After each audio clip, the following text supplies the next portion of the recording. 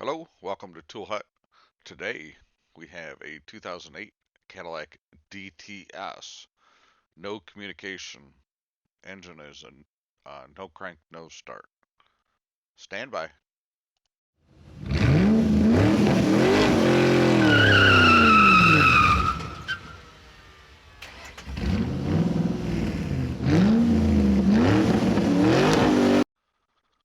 Welcome to Tool Hut. This is Sam. I'm a mobile diagnostics guy covering most of the Detroit area. So today we have a 2008 Cadillac DTS. This is a stock photo. This is not the actual vehicle. And it doesn't communicate with the ECM. That's what I was called out to suspect. Actually, I was called out because it wouldn't start. So I wanted to go through the process of how I diagnose no start, no communication. I do not have an actual video of the car, so I'm going to go through my process of diagnosing it. I'm going to use a little different process that I've used in the past, and I could do a series of these if this turns out well. So just let me know your thoughts once you've watched the video and let me know what you think. Stand by. Okay, so first thing I'd like to do, even before I plug in a scanner, especially when it's a no start type situation, is I like to plug in my smart bob real quick and just grab an ohms reading across 6 and 14 or whatever the DLC is on. This is an '08 Cadillac, so I happen to just know from experience that it's on 6 and 14. So that's across the high speed cans. And as soon as I put my meter on it, I got 123 ohms. So now I know that I'm working on a no com situation even before I've plugged in a scanner. It's a 100% no com situation. Now, it may not be a no com with the ECM. I'm definitely working on a communication problem. So let's get all data opened up and I'll walk you through the process of how I diagnose it. Okay, so first things first, let's get all data opened up here.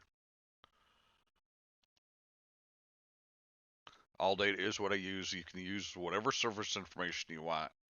I'm going to show you a couple things here. So I'm going to go to repair here. Now I did just look this car up, so I'm going to go ahead and click on the recent vehicles. So I'm going to go to diagrams, and you see we got non-OE and OE. So I'm going to actually go to both of them. So I'm going to go to non-OE, go to information bus, computer data lines. And here I'm just going to pop this into a new tab here.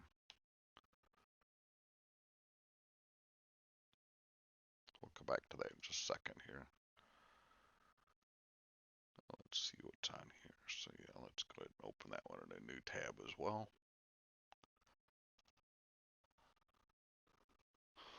Let's go back to diagrams. This time we're going to go to OE. Same place though, information systems, information bus, data communication schematics. Open that one in a new tab. Yeah, I know I'm going to end up with a whole bunch of tabs open. It doesn't matter.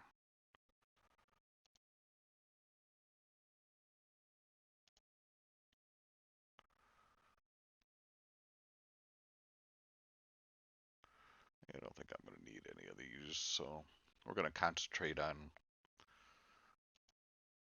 a couple of these here. So I know that I have 120 ohms, essentially 120 ohms at the DLC. So what I want to do, let's open this up here so I can get me a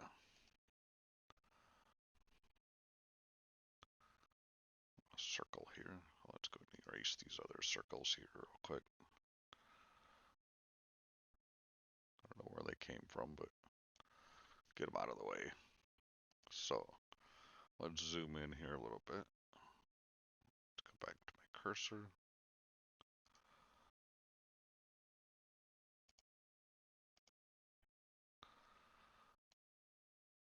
So in my engine control module, we can see is one of my 120 ohm resistors. So let's see if we could scroll around here. Just figure out, whoops, shoot, I thought that would stay. Obviously not. So let's go ahead and zoom out a little bit.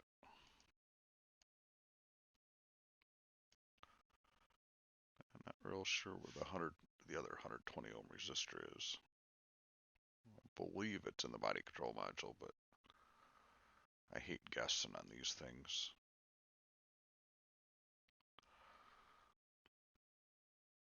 All right, looks like the other 120 ohm resistor is in the rear fuse box. So the next logical thing to do here is to separate the front of the car from the back of the car. Like I said, I know that we're messing with a communication problem. May not necessarily be uh, the engine. I suspect it is. So the first thing I want to do here is let's see if we can find this X200. Let's see what would be another. This X111 maybe.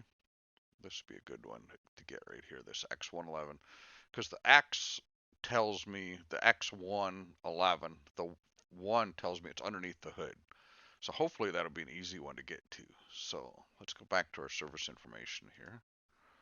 I'm going to type in X111. See if we can find it. Okay, so that's a big connector. That's all right though. I'm just looking for a place to disconnect it. Now, what I want to do is I want to disconnect something here, and I want to see if my ohms reading changes once I disconnect something. So if I disconnect this X111 here, and my 120 ohms stays on the DLC, it tells me that my smart bob is reading this resistor, not this resistor. So I could just unplug the engine control module. It's in the air box. I'm not really ready to pull it out yet. I know I'm being lazy, but I like just looking for an easy connector to get to.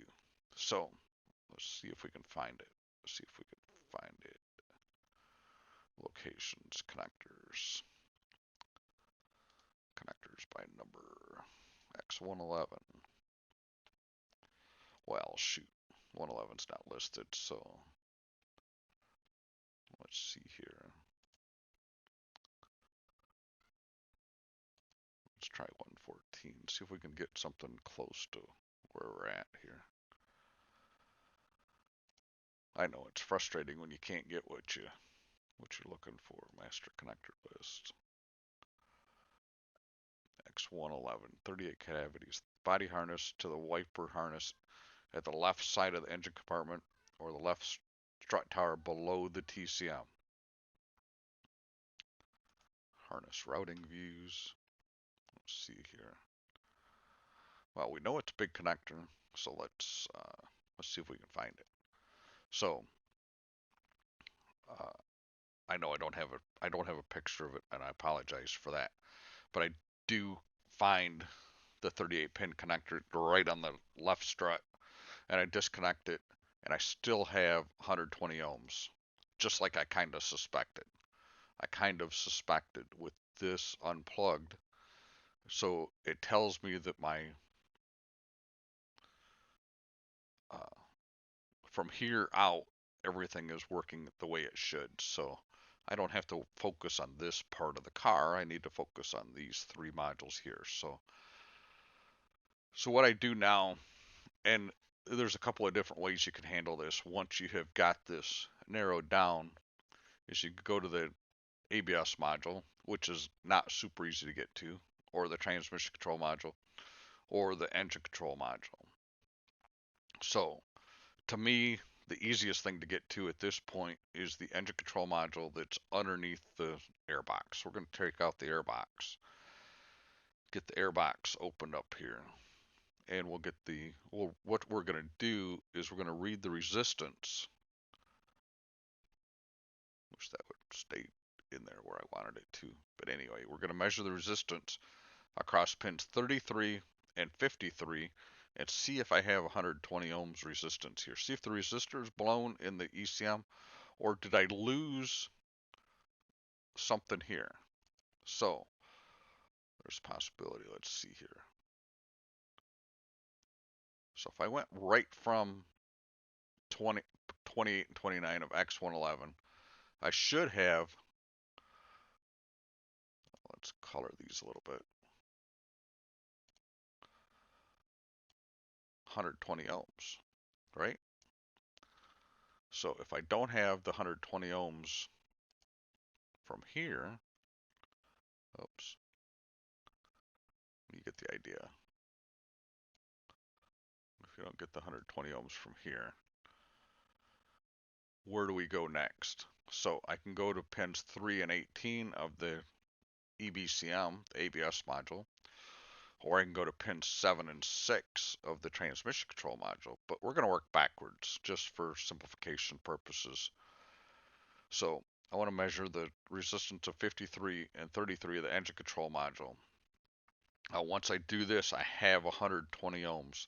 So I am not putting an ECM in this. Let me be clear. I am not putting an ECM in this to fix this problem. So the next thing I do, the transmission's kind of a pain to unplug. So I do go to the ABS module, and across 3 and 18 on the ABS module, I do have 120 ohms. So what's that tell me? That tells me when I plug in my meter here, let's put a circle around that just for, I know I should have started somewhere else, but let's do it this way. I know, I get a lot of circles on there, I apologize. It's a new program, I'm just kind of trying to play with it. Maybe I'll figure it out someday. So when I go across pins 3 and 18, I have 120 ohms. So that tells me there's nothing wrong with my transmission control module. So I don't need to worry about unplugging that. And since it's 120 ohms at the engine control module, I know that my circuit integrity from here out is in good shape. So what has happened here in this particular case is that the EBCM has failed. So my wires are not broken from X111 to here. If I jump 4 to 3 and 19 to 18 and just eliminate the EBCM, I have 120 ohms at X111. Does that make sense? Hopefully that makes sense to you. So I know that my failure point is the EBCM, the electronic brake control module, ABS module. So once I put these pins across, I have also regained communication with the engine control module. So what does this car need to fix my no start situation is an ABS module. I know, it's crazy. I don't know what engineer decided that that was a good idea. That let's run the engine communication lines through the ABS module, but they put a used ABS module in this vehicle. It does as soon as I plug it in. Now I did jump these wires from 3 to 4 and 19 to 18, and the vehicle does start and run. So now I've 100% determined that it needs an ABS module to fix a no start situation.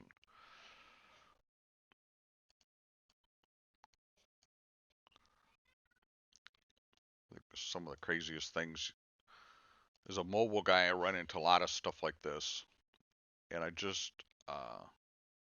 apologize, I just wanted to erase that stuff off the screen. So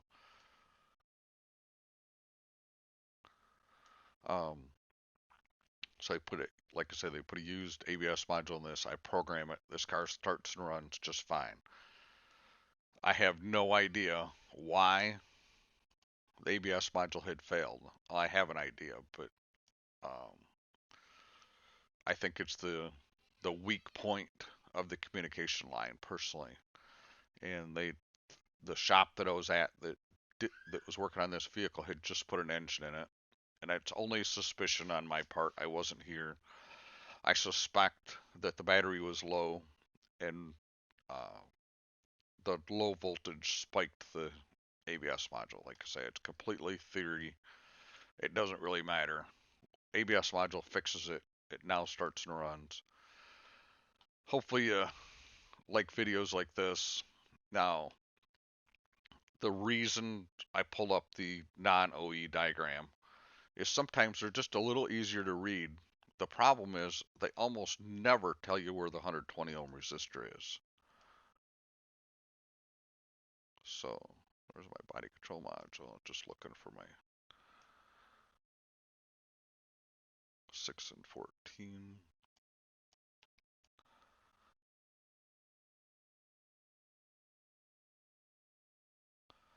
Oh, I pulled up the wrong diagram. Here it is.